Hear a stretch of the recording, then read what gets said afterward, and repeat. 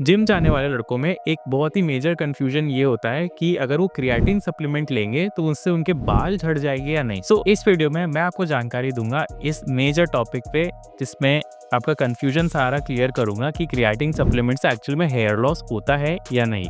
नमस्ते, मेरा नाम है डॉक्टर शिवम गोयल। मैं एक एमडी डर्मेटोलॉजिस्ट हूँ at derma by doctor Shivam clinics Jaipur और इटर्नल हॉस्पिटल जयपुर। और आज मैं आपको बताऊंगा क्रिएटिन सप्लीमेंट के बारे में और उससे जो हेयर लॉस हो सकता है या नहीं उसके बारे में फुल जानकारी। आगे बढ़ने से पहले मैं सबको रिक्वेस्ट करूंगा कि आप हमारे चैनल को जरूर से सब्सक्राइब कीजिए ताकि हम ऐसे ही नए वीडियोस बना के आपके पास सही इन्फॉर्मेशन पहुंचा सकें। जानते हैं सबसे पहले कि क्रिएटिन सप्लीमेंट होता क्या है। What is creatine? क्रिएटिन एक तरह का नेचुरल कॉम्पाउंड होता है जो कि आपके ब्रेन और मसल्स में स्टोर होता है फॉर एनर्जी, एंड वो फॉस्फोक्रिएटिन के फॉर्म में स्टोर होता है। क्रिएटिन जो होता है हमेशा हाई इंटेंसिटी वर्कआउट्स के काम में आता है for quick release of energy, और एक ये बहुत ही सेफ कॉम्पाउंड होता है अगर आप ओरल सप्लीमेंट्स में भी लेते हैं उसे। और ये इसमें काफ़ी स्टडीज प्रूव करी गई हैं कि ओरल क्रिएटिन सप्लीमेंट लेने से कोई हानि नहीं पहुंचती और ये एक सेफ सप्लीमेंट होता है। क्रिएटिन से हेयर लॉस होता है, ये जो कंफ्यूजन है ये एग्जैक्टली कैसे क्रिएट हुआ है। ये एक स्टडी थी जो 2009 में करीब 20 रग्बी प्लेयर्स थे उनके ऊपर करी गई थी, और उनके 3 हफ्ते क्रिएटिन लेने के बाद उनका जो टेस्टोस्टेरोन है, डीएचटी लेवल्स, वो चेक किया गया और उससे पाया गया कि क्रिएटिन उनके जो लेने से डीएचटी लेवल सिग्निफिकेंटली इंक्रीज हो गए हैं। ये एक बेसिस था जिस वजह से ऐसा कंफ्यूजन क्रिएट हुआ कि क्रिएटिन से हेयर लॉस होता है। इस स्टडी में मेजर प्रॉब्लम्स थी क्योंकि ये जो स्टडी थी सिर्फ 20 लोगों पे कही गई थी, और इसमें जो डीएचटी लेवल तो मेजर किया गया बट उससे कितना हेयर लॉस हो रहा है या फिर हो भी रहा है या नहीं इसको क्वांटिफाई नहीं किया गया। ये एक सिंगल स्टडी थी जिसकी वजह से ऐसा मेजर कंफ्यूजन क्रिएट किया गया।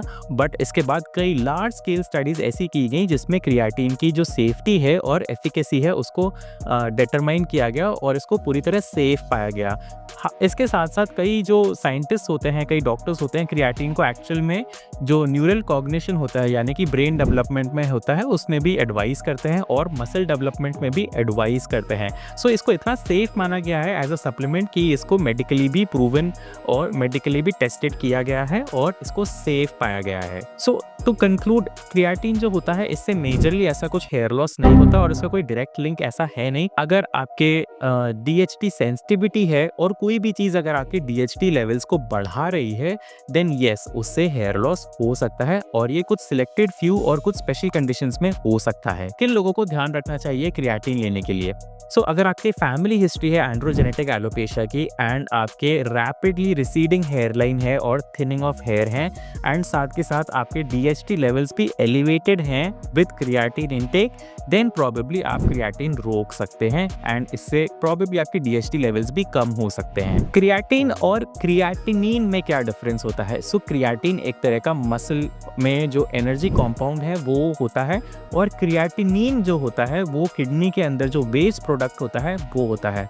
जब भी किसी लिख का क्रिएटिनिन बड़ा होता है तो मतलब उसके अंदर कोई क्रॉनिक किडनी डिसऑर्डर है, यानी कि किडनी में प्रॉब्लम है जिसकी वजह से किडनी प्रॉपर्ली काम नहीं कर पा रही और उनका क्रिएटिनिन बढ़ा हुआ है। डॉक्टर्स जब भी किडनी को टेस्ट करते हैं तो उसमें क्रिएटिनिन को टेस्ट करते हैं जिससे पता लगता है कि किडनी में प्रॉब्लम है या नहीं, और किडनी के प्रॉब्लम से फर्दर हेयर लॉस हो सकता है। और क्रिएटिन जो होता है ये एक तरह का स्टोरेज कंपाउंड होता है फॉर एनर्जी, और इसको ओरल सप्लीमेंट्स में भी ले सकते हैं।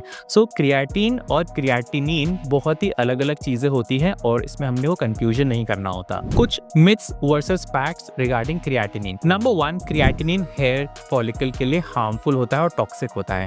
क्रिएटिनिन इटसेल्फ हेयर फॉलिकल कोई डैमेज नहीं करता, बट येस उस कुछ कंडीशंस में ये डीएचटी हार्मोन को बढ़ा सकता है और कुछ स्टडीज में ऐसा पाया गया है। सेकेंडली, क्रिएटिनिन लेवल से आप टकले हो सकते हैं।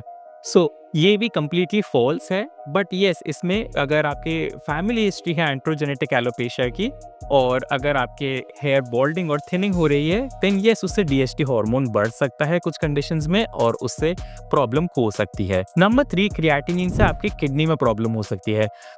इस क्रिएटिनिन जो होता है आपको 3 to 5 ग्राम से एक अप्रोप्रिएट डोज होती है, और कई कंडीशंस में इसको ज़्यादा डोज में भी देते हैं, बट येस इसको ओवर यूज़ नहीं करना होता, और अगर आपकी किडनी में प्रॉब्लम है देन आपके डॉक्टर को कंसल्ट करके ही ऐसे सप्लीमेंट्स लेने चाहिए। सो इस वीडियो में मैंने आपको जानकारी दी है कि क्रिएटिन एक तरह का सेफ और वेल रिसर्च्ड कंपाउंड है जिसको हम ओरल सप्लीमेंट्स में ले सकते हैं और ये मेडिकली सेफ होता है।